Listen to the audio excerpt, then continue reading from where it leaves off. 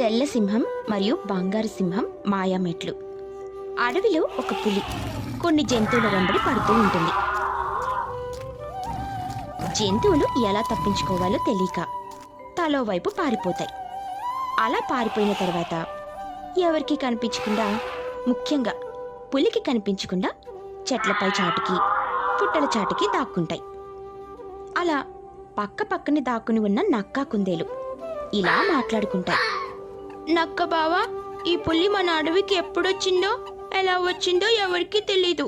కానీ పులి ఉన్నన్ని రోజులు మనకి ప్రాణభయం తప్పదేమో కదా, మనమేం చేయలేమా? సరిగ్గా చెప్పావు. మొదట్లో నేను ఏనుగు కూడా ఏమీ చేయలేమా, మన ముందు ఆ పులి ఎంత అని అనుకొని పులిని ఎదుర్కోవడానికని వెళ్ళాం.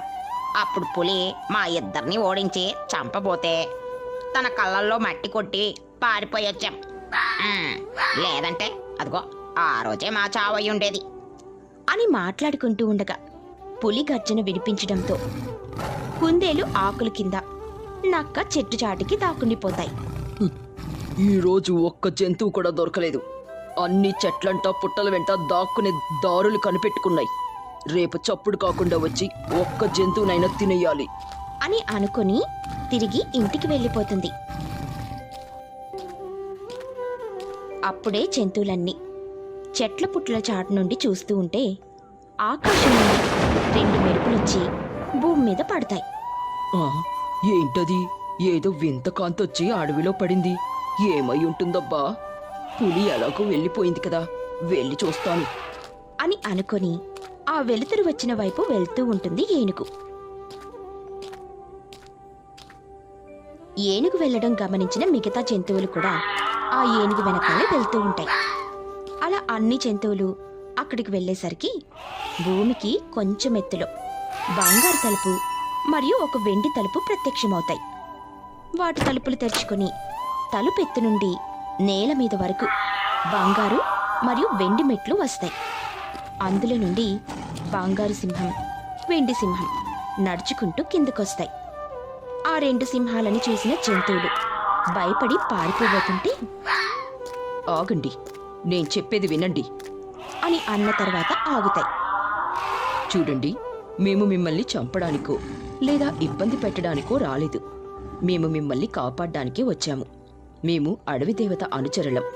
ఏ అడవిలో ఎక్కడ జంతువులు ఇబ్బంది పడుతున్నాయో అక్కడికి అడవి తల్లి మమ్మల్ని పంపించి సుఖశాంతులుండేలా చూడమని చెప్తుంది. ఇప్పుడు కూడా మీరు ఆ పులి వల్ల ఇబ్బంది పడుతున్నారని తెలిసే అడవి తల్లి మమ్మల్ని పంపించింది. అవునా? అయితే రండి, నాతో పాటు ఉండండి. అప్పుడు ఆ పులి నన్ను ఏం చేయలేదు. చూడు జిరాఫీ, మేమొచ్చిందే అందర్నీ కాపాడ్డానికి కదా, మళ్ళీ నా దగ్గరుండు అని స్వార్థపు మాటలెందుకు? ఇంతకీ ఆ పులి ఎక్కడుందో చెప్పండి.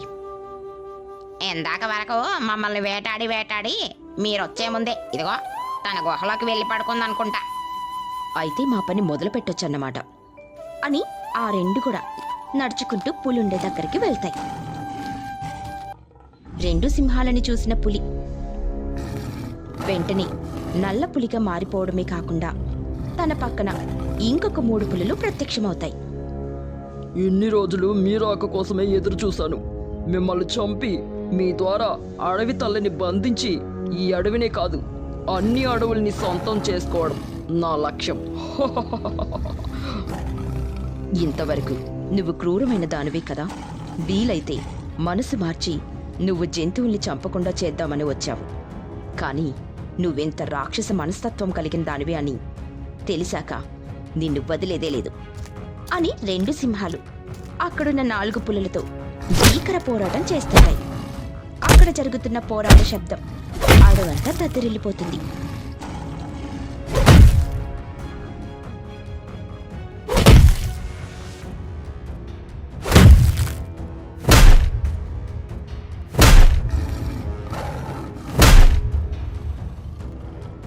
అలా చాలాసేపు పోరాటం తర్వాత 2 సింహాలు చాలా గాయపడతాయి. కానీ ఆ రాక్షస పులిని చంపేస్తాయి. ఇక సింహాలు మెట్ల ద్వారం దగ్గరికి వెళ్తూ ఉండగా జంతువులాపి, మీరు మాకు చేసిన సహాయం మర్చిపోలేనిది. మీరున్న కొంతసేపటికే మాకింత ధైర్యంగా ఉందంటే మీరు ఎప్పటికీ మాతోనే ఉంటే మాకసలు భయం అనేది ఉండదు కదా. మేమొచ్చిన పని పూర్తయింది. ఇక మేము సెలవు తీసుకోక తప్పదు. వెళ్ళాలి. కనీసం మీ ఒంటి మీదున్న గాయాలు మానే వరకైనా ఉండొచ్చు కదా. మేము వెళ్ళేది మా తల్లి దగ్గరికి, అడవి తల్లి దగ్గరికి. తల్లి దగ్గర కన్నా ప్రశాంతమైన చోటుండదు. ఆమె దగ్గరికి వెళ్తే గుండెకి తాకిన గాయాలు కూడా మానిపోతాయి. ఈ ఒక లెక్కన అని జంతువులకి సమాధానం చెప్పి మెట్ల ద్వారం గుండా తలుపుల్లోకి వెళ్ళిపోతాయి. కొంతసేపటికి మెట్లు మాయమైపోయి తలుపులు మూసుకొని అవి కూడా మాయమైపోతాయి. ఇక జంతువులు సింహం చేసిన మేలునే తలుచుకుంటూ మాయా తలుపులు వచ్చిన చోటుని చూస్తూ ఉంటాయి. ఒక అడవిలో 2 పొడవు కాళ్ళ ఆవులు ఉండేవి. ఒకటి బంగారు వర్ణంలో ఉండగా ఇంకొక ఆవు నల్లగా ఉండేది.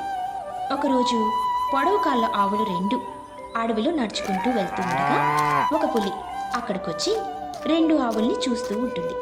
పులి అలా చూడడం చూసిన బంగారు ఆవు ఇలా అడుగుతుంది, ఏంటి అలా చూస్తున్నావు? అందుకు పులి, మీరు అంత విచిత్రంగా ఉన్నారేంటి, అంత పొడవుగా ఉన్నారు అని అడుగుతుంది.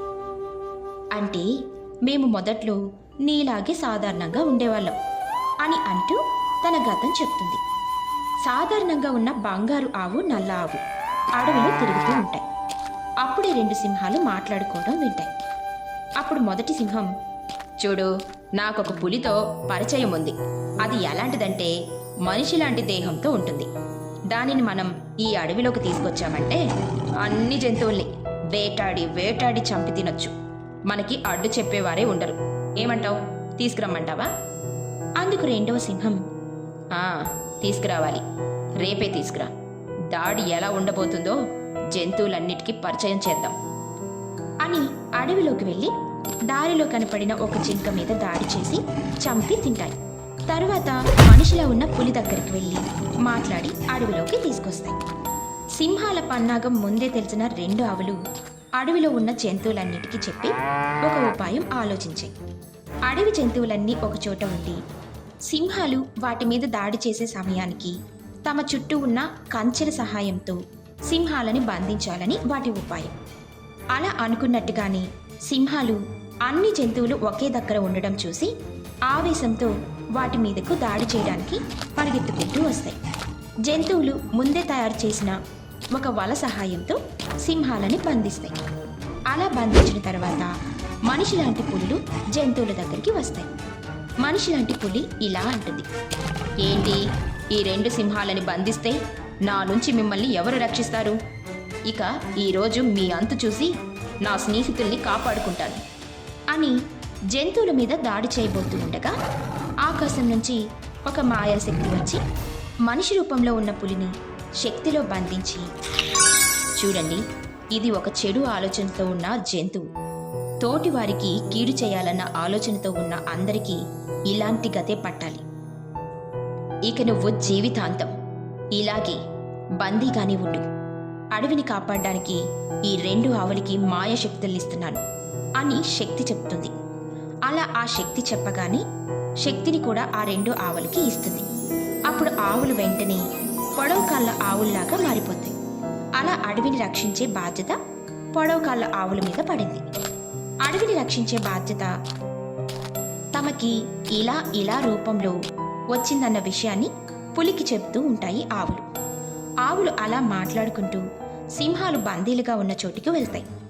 అక్కడికి వెళ్ళగానే సింహాలని బంధించిన వలలు తెగిపోయి సింహాలు బయటికొస్తాయి. అప్పుడు సింహం, ఎన్ని రోజుల నుంచి నన్ను బంధించావు, ఇక చూడండి ఏం చేస్తాను అని సింహం ఒక కత్తిని నోటిలో పట్టుకుని జంతువుల్ని చంపడానికని వెళ్తుంది.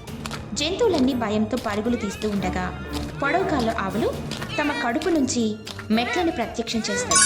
జంతువులన్నీ అందులోకి వెళ్ళిపోతాయి. మీరు ఎన్ని మాయాశక్తులు ప్రదర్శించినా ఈరోజు నా నుంచి జంతువుల్ని ఎవరూ కాపాడలేరు. అసలు కాపాడడానికి మీరే ఉండరు. ఈ రోజుతో అడవితో మీకు సంబంధం తెగిపోయింది. ఎందుకంటే మేము ఈరోజు మీ ఇద్దరిని చంపకుండా వదిలిపెట్టేదే లేదు అని సింహం కూడా వాటి వెంటే లోపలికి వెళ్ళాలని ప్రయత్నిస్తుంది. కానీ ఆవు కడుపులోని తలుపులోకి వెళ్ళలేకపోతుంది. అప్పుడు నల్ల ఆవు, మీలాంటి నీచులకి లోపలికి ప్రవేశం ఉండదు, ఎందుకంటే మేము నీలాంటి చెడు శక్తులకు అలాంటి అవకాశం ఇవ్వము అని అంటుంది. అలా కొంతసేపు ప్రయత్నించి ఆవు మీద దాడి చేయడానికని చూడగా ఆవులు వాటి నోటి నుంచి మంటని ప్రత్యక్షం చేసి 2 సింహాలతో పాటు మనిషి రూపంలో ఉన్న పులిని కూడా చంపేస్తుంది. అలా జంతువులన్నీ పొడవు కాళ్ళ ఆవుల సంరక్షణలో చాలా సంతోషంగా ఉండడమే కాకుండా ధైర్యంగా కూడా ఉంటాయి. అలా మాయ ఆవులు అనుక్షణం జంతువుల్ని కంటికి రెప్పలా కాపాడుకుంటూ వస్తాయి.